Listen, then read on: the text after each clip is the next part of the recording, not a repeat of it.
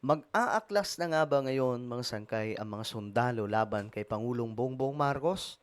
Ano nga ba ang mangyayari sa Pilipinas kapag nangyari ito?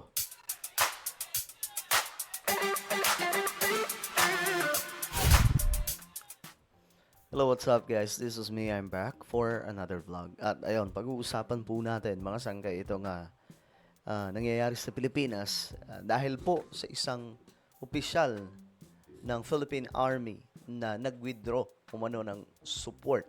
Okay, nag-withdraw yung kanyang suporta kay PBBM. Nagiging usap-usapan ngayon, may mga susunod pa bang mga sundalo na mag-withdraw din ng kanilang suporta sa ating Commander-in-Chief? At ano nga ba ang kahihinatnan ng Pilipinas kapag may mga nag-aklas na mga sundalo? Pag-uusapan po natin yan. Anyway, sa mga hindi pa po dyan nakakapag-subscribe, makikita nyo po yung subscribe button sa baba ng video na to. Guys, dating gawi, i-click nyo lamang po yung subscribe, i-click ang bell, at i-click nyo po yung all. Okay ba yun? Check nyo na po, mga sangkay. Sa mga nanonood naman po sa Facebook, shoutout po sa inyong lahat. I-follow nyo po yung ating Facebook page. Okay? So ngayon, mga sangkay, nagiging usap-usapan. Kasi, syempre, may sundalo, no? Opisyal na sundalo na nag-withdraw ng support kay BBM at nagpakilala mga sangkay ng totoong political color. At alam po natin kung saan po siya saan po siyang side. Ngayon mga sangkay, ano ang mangyayari sa Pilipinas kung sakasakaling may mga sundalo po na gumawa ng kasunod na ito? Pakita ko lang sa inyo mga sangkay, noon nangyari na rin po ito. Ito, kudita, mga sangkay. Pakita ko lang sa inyo para may reference po tayo. Na hindi lamang po isang beses nangyari ito, kundi marami na po mga sangkay. Ito yon. Isa sa sikat noon ay ito. Way back 2003. Balikan po natin to. Ito po yun mga sangkay, yung may mga nag-withdraw ng suporta kay Gloria Arroyo. Ayan. Throwback lang po tayo. Ito po yun mga sangkay. Ayan o. Yan sila yung mga kakampi nila Trillanes at that time. Yung may mga pula, mga sangkay. Ayan. Nag-withdraw sila ng suporta. Ito po ay withdrawal ng kanilang support sa presidente. So, hindi po ito isang beses lamang po nangyari. Ayan po, mga kargado po talaga yan, mga sangkay. No? Na mga sundalo. Pero ang tindi nito. Talagang literal na ma-action to, mga sangkay, nung time na yun. Ayan po, mga ano sila eh. Kargada po ng armas.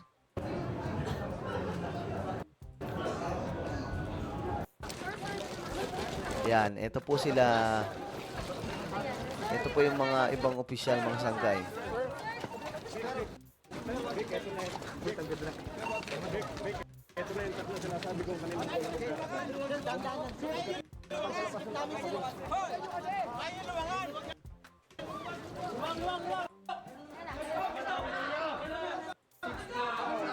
Yan.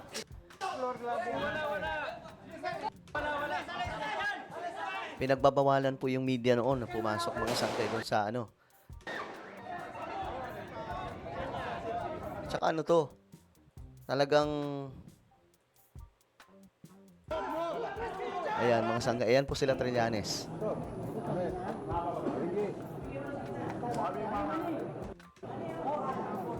So, yung ipapaintindi ko lang na yung nangyayari ngayon mga sangkay, na para sa inyo parang yung iba siguro isipin, wow, ang galing.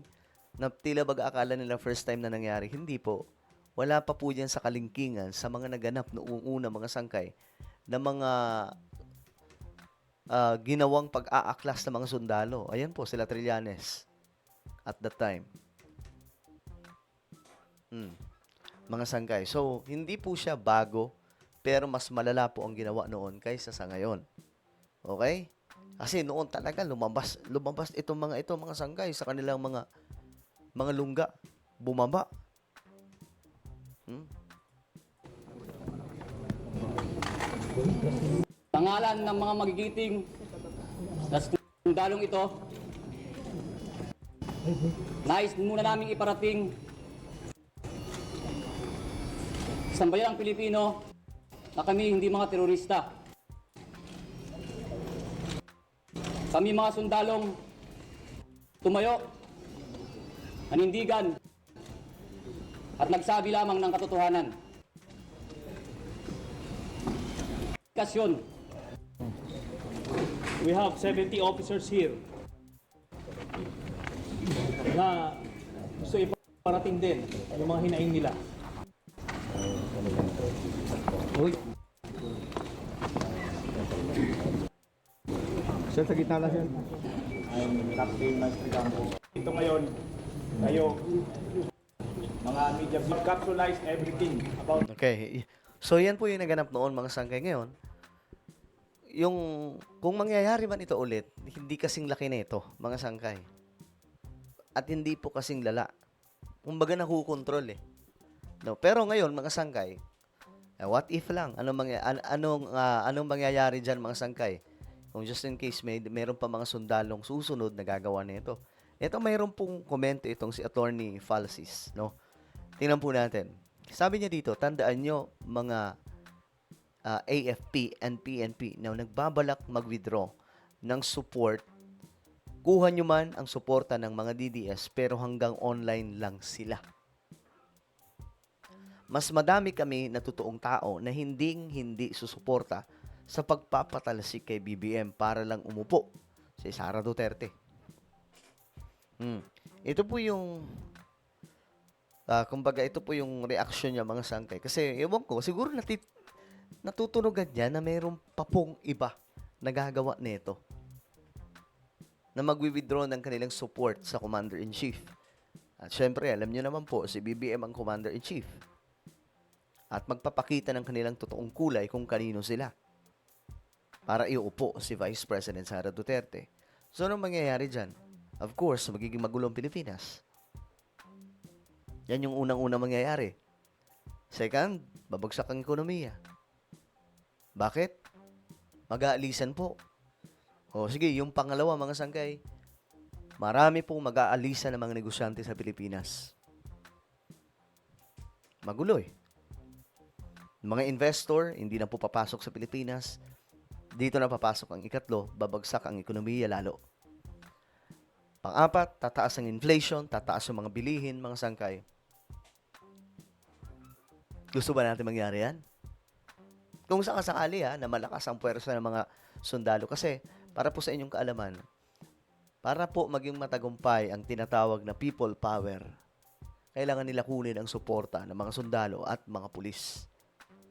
Kahit siguro kahit hindi po kalahati, or mas maganda kalahati, ng mga sundalo at kapulisan. Kung makukuha nila yon. Parang ang nangyari kay Ferdinand E. Marcos. But, tandaan nyo to. Ilang beses na nagkaroon ng people power. 2 beses yung naging matagumpay. Ano ang nangyari sa Pilipinas? Ginamit lamang po yung mga sundalo sa mga political agenda. What happened after Ferdinand E. Marcos Sr. sa Pilipinas? Lalo pong nalugmok ang ating bansa, lalong lumala ang utang ng Pilipinas, at ang dating mayamang bansa na tinitingala ng ibang mga bansa noong unang panahon na second to Japan at that time. Lugmok na po ngayon. Diba? Saan tayo dinala? Wala pong mangyayari dyan. Ang mangyayari, magpapalit lamang po ng kapangyarihan. Pero, mga sangkay, sa tingin nyo, nalayayaman ang Pilipinas? No. 2 beses na po natin napatunayan yan. After Ferdinand E. Marcos, pumalit si Corazon Aquino. Babae din, di ba? Babae din ang pumalit. May nangyari ba? Wala. The second, pumalit kay Era Estrada, Gloria Arroyo. May nangyari ba? Lalong lumala ang sitwasyon. Babae din ang pumalit. Ngayon kay PBBM, pwedeng si Sara Duterte ang pumalit. Babae din. Ano mangyayari sa Pilipinas? yayaman ng ating bansa? Hindi po. Ganun ulit. Same cycle, mga sangkay. Gagamitin ng mga sundalo, magpapakatanga ang ilan na mga kasundaluhan, then what will happen? Same situation. Walang mangyayari dyan. Dahil ubus na po sa totoo lang ang Pilipinas sa politika. Alam niyo kung bakit napasok ang West Philippine Sea ng iba't ibang mga bansa like Vietnam, China, and other countries na nakapaligid sa atin? Dahil po sa politika, yung mga sundalo ng panahon ni Ferdinand E. Marcos, nakabantay po yan. Sandamakbak na mga sundalo ang nakabantay sa ating mga teritoryo. After Ferdinand E. Marcos, Corazon Aquino, and the other president like Ramos, mga sangkay, ang mga kasundaluhan ay ginamit sa mga gulo. Wala na pong nagbabantay sa teritoryo. Kasi gamit na po sa politikang mga sundalo. Ano nangyari? Napasok ng Vietnam. Ang Vietnam po ang may pinakamaraming nakubkob. Napasok ng China. Ano ang nangyayari mga sangkay kapag ang sundalo na i-involve sa politics? Nalulugmok ang Pilipinas. So mag-iingat po sana yung mga sundalo. Diba? Kasi wala pong mayayari dyan. Itanggaan nyo sa bato. Magpapalit lamang po ng admin, ng leadership, pero walang magbabago sa Pilipinas. Dahil sistema po ang may problema. Ang problema ay 1987 Constitution. Anong kailangan gawin? Charter change. Ayusin ang sistema. Gawin nating parliamentary ang Pilipinas. Parliamentary system. Well, ano po ang inyong opinion? Comment down below. Meron po tayong YouTube channel. Ito po ay Sangkay Revelation. Hanapin nyo po ito ngayon sa YouTube. Kapag nakita nyo na, i-click nyo po yung subscribe. I-click ang bell at i-click nyo po yung all. Ako na po ay magpapaalam. Mag-iingat pong lahat. God bless everyone.